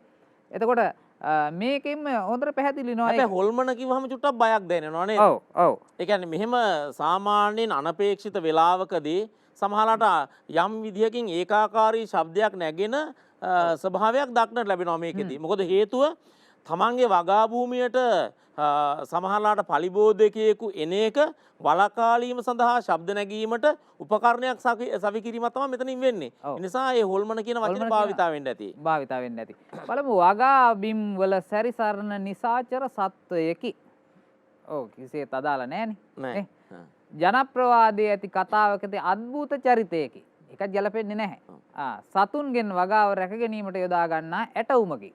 ඔව් ඇටවුමක් තමයි මේකනේ. මේක වක්කඩේ හදන්නේ නේද? ඔව් වක්කඩේ හදන්නේ. ඔව්. සමහර ලාවට වක්කඩට වතුර එන ඉහළින් වතුර එනකොට ඒ වන අවස්ථාවලදීත් මේක හදන්න පුළුවන්. හරි. ඊළඟ ප්‍රශ්නයට අපි යමු. මේක ටිකක් හදන්න ඕනේ ගාණක් නේද? හරි සරලයි නේද? ඔව් සරලයි. තේකොළ කිලෝග්‍රෑම් එකකුත් ග්‍රෑම් 250ක් ප්‍රමාණයකින් අපිට කියනවා තේකොළ කිලෝග්‍රෑම් එකකුත් ග්‍රෑම් 250ක ප්‍රමාණයකින් ග්‍රෑම් 125 පැකට් කීයක් සෑදිය හැකිද කියලා. සාමාන්‍යයෙන් අපේ දරුවන්ට දීලා තියෙනවා කිලෝග්‍රෑම් සහ ග්‍රෑම් තියෙන එකක් පළවෙනියටම කළ යුතු ප්‍රධානම කාරණය තමයි මේ සියල්ල ග්‍රෑම් බවට පත් කරගන්න ඕනේ. එතකොට ග්‍රෑම් බවට පත් කරනකොට මෙතන තියෙනවා ග්‍රෑම් 1000යි ග්‍රෑම් 1250. 1250 125න් බෙදුවාම නිවැරදි උත්තරේ එනවා පැකට් කීයද සර්? පැකට් 10යි. පැකට් 10ක් කියලා එනවා. ඒ කියන්නේ ගණිත කර්මයට අපි ආයුත්තේ අපි අර මේ සම්මත ඒකකයන් අපි මේ හඳුනා ගැනීම කළ යුතු නේද මේ වගේ ප්‍රශ්නකදී. ඔව් ඔව්. ඊළඟ ප්‍රශ්නය මෙරට ඇති ප්‍රසිද්ධ වගුරු බිමකි. අපේ දරුවන්ට මේ අත්දැකීම දැන් නම් මේ ටික ටික ගිහින් තියෙනවා සර්. මොකද හේතුව වගුරු බිම් වල ආරක්ෂා වීම වගුරු බිම් අපිට කොයිතරම් වැදගත්ද කියන කාරණේ පිළිබඳව මේ වැඩි අවධානයක් පරිසර වේදීන් විසින් දක්වලා තියෙන නිසා. ඉතින් අපේ ඔව් මේකට වඩා ගැළපෙන පිළිතුර විදිහට අපිට මුතුරාජ වල සඳහන් කරන්න පුළුවන්. මේක ගොඩක් ජනප්‍රියනේ මං හිතන්නේ පෞගී ටිකේ මුතුරාජ වල එක්තරා ගැටලුවකුත් ආවනේ. ඒක නිසාම සමහරලාට ජනප්‍රිය වුණාද දන්නෙත් නැහැ. මෙහෙමයි නෑ. පරිසර වේදීන් හැමතිස්සෙම කියනවා මේ වගුරු බිමක් කියලා කියන්නේ රටකට අත්‍යවශ්‍ය සාධකයක් කියලා. ඒ නිසා ඒ වගුරු බිම් තුල කොයිතරම් ජලජ ජීවීන් ඉන්නවද කොයිතරම් පරිසර පද්ධති නිර්මාණය වෙනවද කියන කාරණේ සම්බන්ධව වැඩි අවධානයක් තියෙන නිසා අපේ දරුවන්ට වගුරු බිමක් අපිට තියෙන මේ වටිනා වගුරු බිම මොකද්ද කියන කාරණේ අපේ දරුවෝ දැනටමත් දන්නවා. නිවැරදි උත්තරේ මුතුරාජ වෙල කියන එක නේද? සමහර කට්ටියට වෙල කියලා ඔක්කොම තියෙනවානේ. ගොඩක වෙල, බණ්ඩාර වෙල, මුතුරාජ වෙල කියලා තියෙනවානේ. ඔව්. ඒ නිසා මේ වරද්දා ගන්න එපා. ඔව් පුංචි දේ ඇති සමහර ලාවට ලකුණක් අහිමි වෙන්න. මනිස්ලෑල්ල හා වරක්කලය ප්‍රයෝජනයට ගන්නා පුජ්‍යලයින් දෙදෙනා පිළිවෙලින්. මනිස්ලෑල්ල සහ වරක්කලය. අද දවසේදී භාවිතා කරනවා ටිකක් මේ දෙකම භාවිතා කරන තාමත් මේ ශිල්පීන් ඉන්නවා. ඉන්නවා. ඔව්. මනිස්ලෑල්ල භාවිතා කරනවා තාමත්. වරක්කලයත් සාමාන්‍යයෙන් භාවිතා කරනවා නේද? භාවිතා කරනවා. ඔව්. ඒ වගේම අපේ දරුවෝ දැනගන්න ඕනේ වඩු කර්මාන්තය සහ පෙදරවරු කර්මාන්තය ආශ්‍රිතව වෙනම අපිට අවශ්‍ය වෙන උපකරණ ටික හඳුනා ගැනීමේ කාර්යභාරයක් අපේ පාඩම් වලදී තියෙනවා. ඒ නිසා මනිස්ලෑල්ල භාවිතා කරන්නේ කොයි කර්මාන්තය සම්බන්ධව නියැලෙන පුද්ගලයාද නේද? ඔව්. ඊට පස්සේ වරක්කලේ භාවිතා කරන්නේ කොයි කර්මාන්තය කොයි ක්‍රියාවලිය භාවිතා කරන පුද්ගලයාද කියන කාර්ය අපි වෙන්කොට හඳුනා ගන්න ඕනේ. ඔව්. උත්තරේ අංක 3 විදිහට අපිට දක්වන්න පුළුවන්. පෙදරේරුවා මනිස්ලෑල්ලත් වඩුවා වරක්කලයක් භාවිතා කරන වරක්කලේ කියලා කියන්නේ ඒ දවස්වල ලීයේ ඉරක් ඇඳ ගන්න. වරක්කලේ. වාචාර්ථය. හරි. 19 වෙනි ප්‍රශ්නේ ලී කැටයම් සඳහා ප්‍රසිද්ධ ස්ථානයකි. ඒක අපි ගොඩක් දෙනෙක් අහලා තියෙන එකක් අපි අර ඉස්සරලා කිව්වා වගේ වෙස්මුණු කර්මාන්තයේ සඳහා නම් නේද? නාවල අන්නසි කොතේ දොඩම් රස නේද? ගීතෙකුත් තියෙනවා ඒ හා සම්බන්ධ විවිධ පළතුරු හා සම්බන්ධ වෙලා. ඔව් දැන් අපේ දරුවන්ට පුංචි අභියෝගිකුත් අපි දෙමු නේද? දැන් අපි දන්නවා මේ සීගිරිය ගැන ගත්තාම ලෝකයේ මේ තාම පුදුම වෙනවා අපේ මේ සීගිරි මේ නිර්මාණය පිළිබඳව නේද? ඔව්. එතකොට අපේ දරුවන්ගෙන් සමහරවිට මට අහන්න පුළුවන් මෙහෙම ප්‍රශ්නයක් දැන්. අනුරාධපුර රාජධානියේදී තමයි මේ අපි සීගිරිය ගැන කතා වෙන්නේ. එතකොට මම අහනවා අපේ දිස්ත්‍රික්ක වලින් මේ සීගිරිය පිහිටලා තියෙන්නේ මොන දිස්ත්‍රික්කයේද? එහෙම නැත්නම් කොයි පළාත තුලද කියලා අහන්න පුළුවන් නේද? ඔව් ඔව් ඔව්. ඔව් අපේ දරුවෝ ගොඩක් වෙලාවට මේක වරද්දාගත් අවස්ථා අපි දැකලා තියෙනවා නේද? ඔව් සමහර අය උතුරු මැද කියනවා. ඔව්. උතුරු කියලා කියනවා. ඔව්. ඒක නිසා මේ මම හිතන්නේ අපි දිස්ත්‍රික්ක ගැන කතා කරනකොට නේ. ඔව් මාතලේ දිස්ත්‍රික්කයේ නේද? ඔව්. මේක පිහිටන බව සම්බන්ධව අපි පොඩි අවධානයක ඉන්න වෙනවා දැන් නේද? සීගිරිය ගැන කතා කරද්දී. ඒ වගේම දොළ පුතාලා කතා කරද්දී දැනගන්න සීගිරිය මේ තරම් පුදුම නිර්මාණයක් බවට පත් වෙන්නේ සීගිරි මේ කියන්නේ කුරුටු ගී නිසා ඒවා විශාල වැදගත්කමක් දක්වන දේවල්. හැබැයි සීගිරිය මතට ජලය ගෙන යාමේ ජල ක්‍රමවේදය පිළිබඳව තමයි අපි මවිත වෙන්නේ තවමත් කොයි ආකාරයෙන් ක්‍රමවේදයකටද මේ සීගිරි ගල මතු පිටට ජලය ගෙන ගියේ කියන කාරණය සම්බන්ධව. ඉතින් දරුවනේ අපේ ලී කැටයම් සඳහා ප්‍රසිද්ධ ස්ථානයක් විදිහට අපි හඳුනාගන්නේ ඔව් ඇම්බැක්කේ ලී කැටයම් නේද? ඔව්. විස වැඩිම කාලයක් කල් තබා ගත හැකි ලෙස අසුරා ඇති ආහාර වර්ගය වන්නේ. ඇත්තටම දැන් මෙතන තියෙන ඒවායි යෝගට් කල් තබා ගන්නත් පුළුවන් නේ. ඔව්. මුදවපු මීකිරි තියාගන්නත් පුළුවන්. හැබැයි මේකේ විශේෂත්වයක් තියෙනවා වැඩිම කාලයක් කල් තබා ගත හැකි ලෙස අසුරා තැබිය හැකි වන්නේ පිළිතුර නිවැරදි වෙන්නේ සැමන් කියලා අපිට මේ පිළිතුර තුලින් අපිට තෝරගන්න. දැන් මේ වර්තමානයේදී අපි මේ දේවල් ගැන කතා කරනකොට අද දවසේ නම් ආහාර කල් තබා ගැනීම සම්බන්ධව අපිට තියෙනවා ගෙදර තියෙනවා ශීතකරණය තියෙනවා. හැබැයි අතීතයේ අපේ නේද අපේ අම්මලා මොකද කරේ? දෙහිගෙඩි ටික කල් තබා ගන්න ක්‍රමයක් හදාගත්තා. ඔව් වැලි යට කරානේ. ඔව්. මස් කල් තබා ගන්න නේද? මී පැණි වල ගල්වලා ගස් බෙනවල එබුවා නේද? විවිධාකාරයේ උපක්‍රම භාවිතා කරලා තියෙනවා. ගලවපු මඤ්ඤොකා අලය පවා තව දිනයක් දෙකක් තියා ගැනීම සම්බන්ධව අපේ අම්මා තාත්තට තිබුණ හොඳ දැනීමක්. ඉතින් ඒ නිසා ආහාර කල් තබා ගැනීමට අපි තාම දක්ෂ ජන කොටසක් නේද? ප්‍රසංග 21 අධික සීනි සහ පිටි සහිත ආහාර නිතර ගැනීමෙන් වැළඳන රෝගයකි. ලංකාවේ විශාල වශයෙන් මේ රෝගී තත්ත්වයට පත් වෙලා ඉන්නවා. අධික සීනි සහ පිටි ආහාරයට ගැනීම. අපි කොවිඩ් නිසා බොහෝ වෙලාවට මේ දිනවල විශාල අපහසුතාවයට පත් වෙලා ඉන්නවා. ඔව්. හැබැයි අපි නොදන්න ප්‍රධාන කාරණයක් තියෙනවා. බෝ නොවන රෝග සම්බන්ධව තමයි අපිට තියෙන ලොකුම අවධානම තියෙන්නේ. බෝ නොවන රෝග සම්බන්ධව කතා කරනකොට මේ අපි කතා කරන ප්‍රධාන රෝග දෙකක් තියෙනවා. මේ දෙක තමයි වැඩිම ජනගහනයකට වැඩි පීඩාවක් ගෙන දීලා තියෙන්නේ. එතකොට අධික සීනි සහ පිටි සහිත ආහාර ගැනීමෙන් අපි වැඩි අවධානයකට ලක් වෙනවා දියවැඩියාව කියන තත්වයට මුහුණ දෙන්නට. 22 පූජ්‍ය පක්ෂය ගැබිනි මව්වරුන් ආබාධිත පුජ්‍යලයන් යන අය සඳහා ආසන වෙන් කර ඇති වාහනයක් වන්නේ. ඇත්තටම අපි නේද බස් එකට නැග්ගන් පස්සේ අපිට ඕක දකින්න පුළුවන් මේකේ තියෙන බස් රථය වෑන් රථය මෝටර රථය අපිට ඔව් මේ තුන අතරින් අපිට දැන් පිළිතුරු හොයන්න වෙලා තියෙන්නේ. අපි දක්නට ලැබෙන්නේ සාමාන්‍ය බස් රථේ. බස් රථේ. වෙන් කරලා තියෙනවා ගැබිනි මාතාවන් සඳහා වෙන් කරපු ආසන දැකලා තියෙනවා. ආබාධිත පුජ්‍යලයන් සඳහා වෙන් කරපු ආසන දැකලා තියෙනවා. ඊට අමතරව පූජ්‍ය පක්ෂය සඳහා වෙන් කරලා තියෙනවා. ආයෙත් දැන් මෝටර රථය කිව්වහම එහෙම වෙන් කරපු ආසන නැහැ. ඒ වගේම අපි කතා කරන වෑන් රථය කිව්වහම අපිට එහෙම වෙන් කරපු ආසන නැහැ. නේද? නමුත් බස් රථයේදී මෙහෙම වෙන් කරපු ආසන අපිට දැක් ගන්න පුළුවන්කම තියෙනවා. ඉතින් අපි දරුවන්ට කියනවා දැන් එහෙම වෙන් කරපු ආසනයක් තියෙන වෙලාවක කවුරු හරි කෙනෙක් ඒක හිමිකම තියෙන කෙනෙක් බස් රථයට නගිනවා නම් අපේ දරුවෝ චුට්ටක් හොයලා බලන්න ඕන මේ ඇවිල්ලා තියෙන්නේ ඔව් ආබාධිත පුජ්‍යලයක් මේ ඇවිල්ලා තියෙන ගැබිඩි මවක් එහෙම නැත්නම් මේ ඇවිල්ලා තියෙන පූජ්‍ය පක්ෂය කියන කාරණේ අපි අවබෝධ කරගන්න වෙනව නේද මේ සමාජ ක්‍රමයට. ඔව් ඔව් අපි ඊළඟ ප්‍රශ්නයට යමු.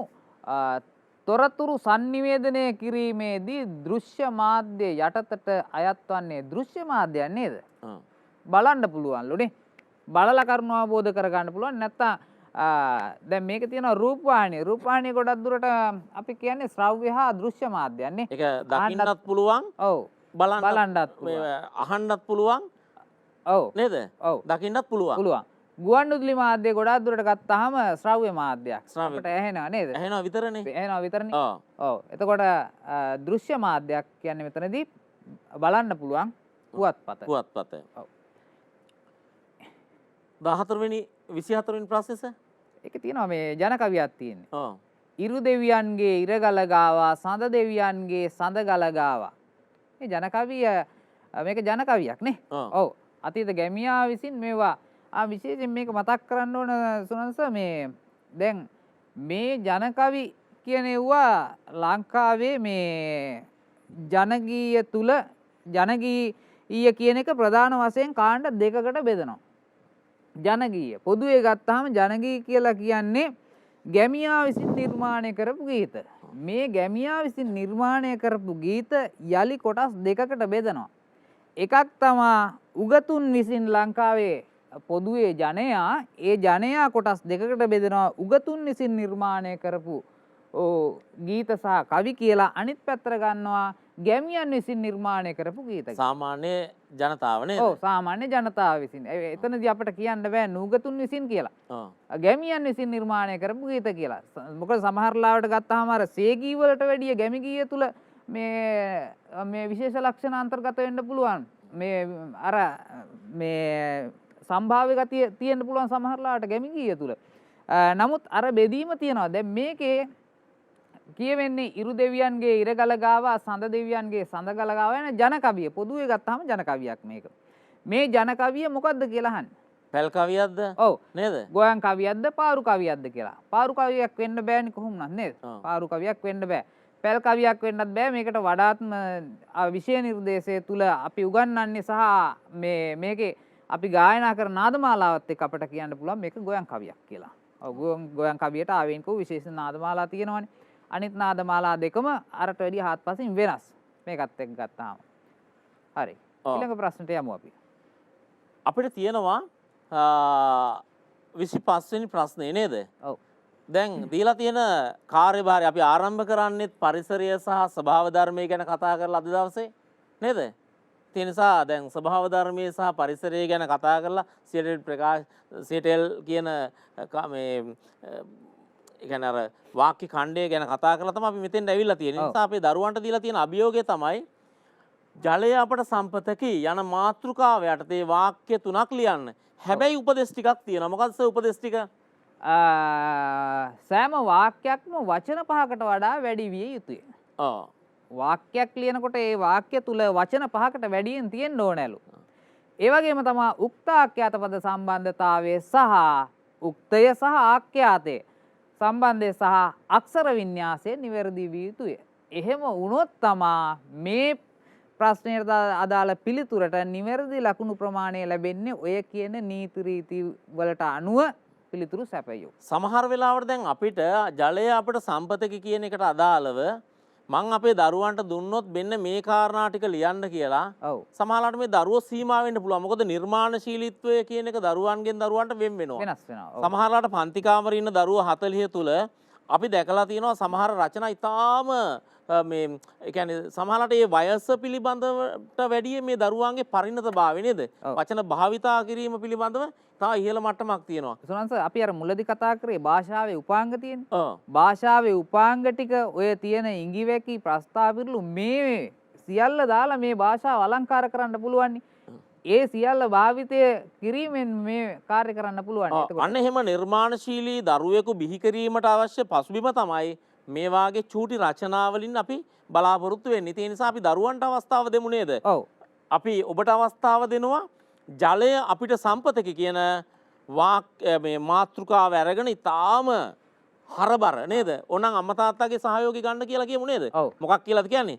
සිරස පහේ හපන්නු වැඩසටහනේ අපිට දුන්න අභියෝගයක් නේද? ඒ නිසා අභියෝගය තමයි ජලය අපට සම්පතක කියන ලස්සන මාතෘකාව අරගෙන මේ මාතෘකාව තාම ඒ කියන්නේ වචනයක් අකුරක් ස්පිල්ලක් පාපිල්ලක්වත් වරදින් නැති වෙන්නට හොඳ රචනාවක් වාක්‍ය 3ක් ලියන්න කියලා අපි දරුවන්ට ආරාධනා කරමු. ඔව් උපදේශ නිවැරදිව පිළිපදිමින්. ඔව්. ඉතින් අද දවසට අපි ඔබත් එක්ක ඔබේ ආලින්දයේ ගත කරපු කාලය අවසන් වෙනවා. නැවතත් මෙවැනි වූ වැඩසටහනකින් නේද? ඒ කියන්නේ දරුවන්ට අධ්‍යාපනය වගේම විනෝදය වගේම මේ සියලු දේවල් ලැබෙන නැවත හමුවීමක් අපි ඉදිරි දවසකදී බලාපොරොත්තු වෙනවා. ඔව්. එහෙනම් සුරංශ පැයක් පුරාවට අපි ඔබත් එක්ක රැඳුණා. ආදරණීය දුවේ පුතේ ඔබත් එක්ක රැඳුණා. මම හිතන්නේ අද විනෝදෙන් මේ පාඩම් මාලාව සමග ඔබ එක්වන්න ඇති. තවත් දවසක හමු වෙන්න පුළුවන්. සියලු දෙනාට ආයිබෝවන් කියලා සුභ ආශිංසනය කරනවා. ආයිබෝවන්.